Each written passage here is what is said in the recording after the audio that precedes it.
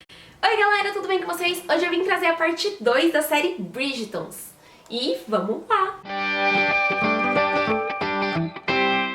Bom, se você não viu a parte 1, eu vou deixar aqui em cima pra vocês irem lá. Também vai estar na descrição, mas assiste a parte 1 pra depois vocês irem seguindo. O quarto livro vai ser sobre o Colin.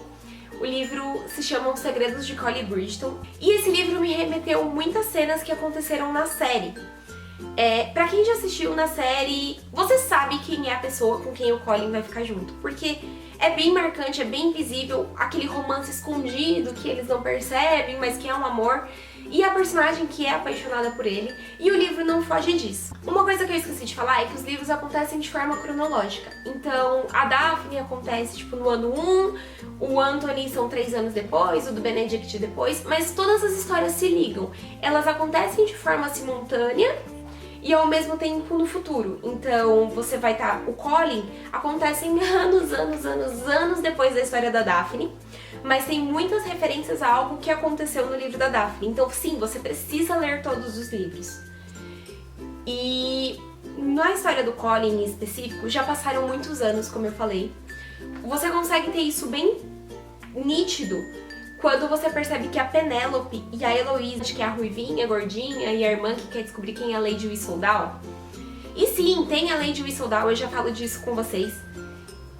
Elas duas já estão com 28 anos, então elas já são consideradas solteironas, elas não arrumaram marido e elas são solteironas, são tipo as párias da sociedade. E o Colin também já passou muito da idade de se casar. Então nesse livro a gente tem uma visão da sociedade um pouco mais cruel, já que ela julga muito as meninas por não terem se casado, e até mesmo o Colin, não da mesma forma por ele ser homem, mas ele também leva um pouco de julgamento, principalmente por parte da mãe.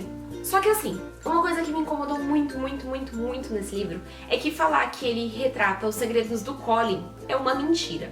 O livro é extremamente, totalmente, irrevogavelmente sobre a Penélope Ferriton. O livro é sobre ela, o livro conta os segredos dela, a história dela.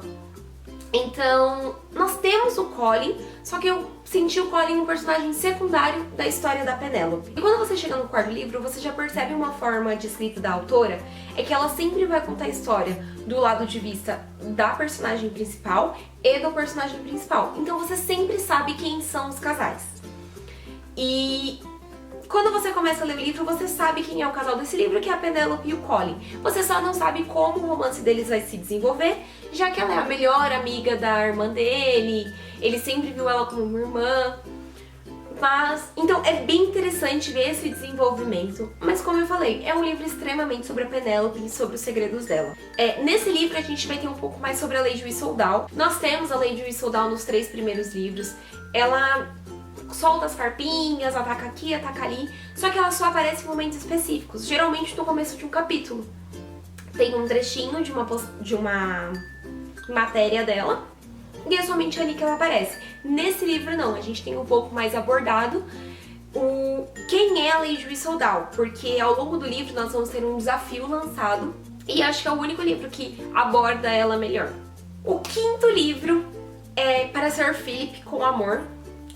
Conta a história da Heloise. Como eu falei no livro anterior do Colin, a gente sabe que a Heloise ela virou uma solteirona, ela não casou. Ela até recebeu propostas, mas ela não aceitou. E ela já aceitou o status dela de solteirona.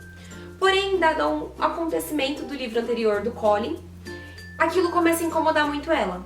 E ela parte numa fuga para conhecer o Sir Philip, que é um rapaz que ela começou a se corresponder após a morte da prima dela, Marina. E sim, é a mesma Marina lá da série, que mora com as Ferritons, que tem toda aquela reviravolta. No livro a gente não tem a mesma história da Marina. Pelo contrário, ela é uma garota extremamente depressiva. Ela realmente estava noiva de um dos irmãos, ele morre, ela se casa com outro, mas não tem bebê, não tem gravidez, não tem nada disso. E ela se casa com outro, tem gêmeos, que é a Amanda e o Oliver, que são 2 pestinhas. E ela sempre foi uma mulher muito triste, uma criança muito triste, e ela se deixa ser consumida pela depressão até o momento que ela se mata. E após a morte dela é quando a Heloise resolve mandar uma carta pro Sir Philip de condolências, eles começam a se corresponder. Nessas correspondências, ele propõe um casamento. E nesse livro ela decide fugir para ir conhecer ele e pensar nessa proposta de casamento. E quando ela chega lá, ela encontra filhos. Então, é um livro muito legal, porque a gente tem a visão não só do amor de um casal, que todos os livros anteriores trazem, mas sim a visão do amor mãe para um filho. Porque nós temos duas crianças que são personagens muito fundamentais na história. Então a gente vai ter bem forte isso do amor de um pai para um filho e de uma mãe para o filho. Então eu gostei muito da forma como eles abordaram esse amor e por abordarem uma forma de amor diferente. O que me decepcionou um pouquinho, assim, é a Heloise.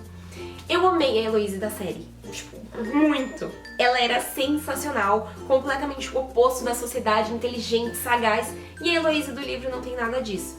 Ela é extremamente maçante, chata, insuportável e não decide nada pela vida dela e arruma encrenca por nada, por motivos mais desnecessários do mundo. Então, eu me iludi muito com a Heloise da série, que não é a mesma Heloise do livro. Mas ela é uma personagem que evolui ao longo do livro. E o Sir Philip é um personagem nada cativante, mas que chega em dado momento você tá apaixonado por ele. Vale a pena ler.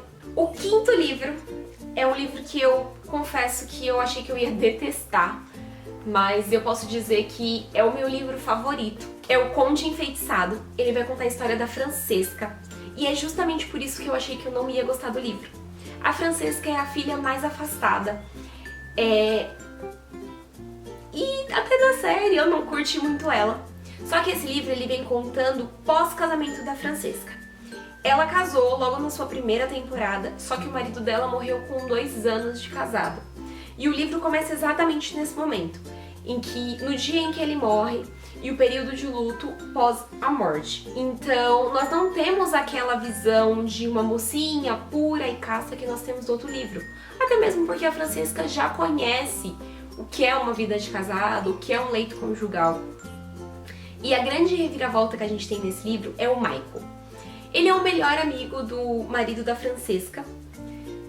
E ele é apaixonado pela Francesca desde o noivado dos dois. Então, uou! Tipo, ele é apaixonado pela esposa do melhor amigo e ele guarda isso pra ele durante muito tempo. E quando o marido da Francesca morre, acaba ficando com o título, com as terras, com a propriedade, só não fica com a Francesca. E isso na cabeça dele gera um rebuliço muito grande, porque eles são muito amigos. Só que a culpa começa a corroer ele de uma forma avassaladora, já que ele sempre desejou a esposa do amigo. E agora que ele morreu, isso pode ter sido por uma culpa dele.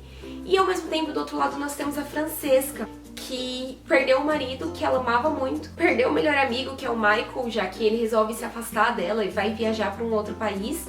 Então, gente, é um livro muito bom, muito bom. Ele vai contar os 4 anos pós-luto da Francesca, até a volta do Michael. E, gente, o Michael é maravilhoso, sério. Ai, ele é cretino, safado, não tá nem aí pra nada, é um galanteador. E ele é maravilhoso. E a Francesca é maravilhosa, ela é cheia de personalidade, ela não tem nada a ver com os outros Bridgertons. E o que mais me deixou feliz nesse livro foi o respiro que eu tive dos Bridgertons. Porque a Francesca, ela mora na Suíça. Acho que é Suíça. Enfim, ela mora em outro país porque o conde lá é de outro país. Então ela é de outro país e a gente tem muito tempo passado nesse outro país. Então a gente quase não tem contato com os Bridgertons, o que é uma coisa maravilhosa. É o livro que eu mais gostei porque ele é muito bom. E é isso. Essa foi a parte 2. Eu vou agora fazer a parte 3 pra vocês. Tchau!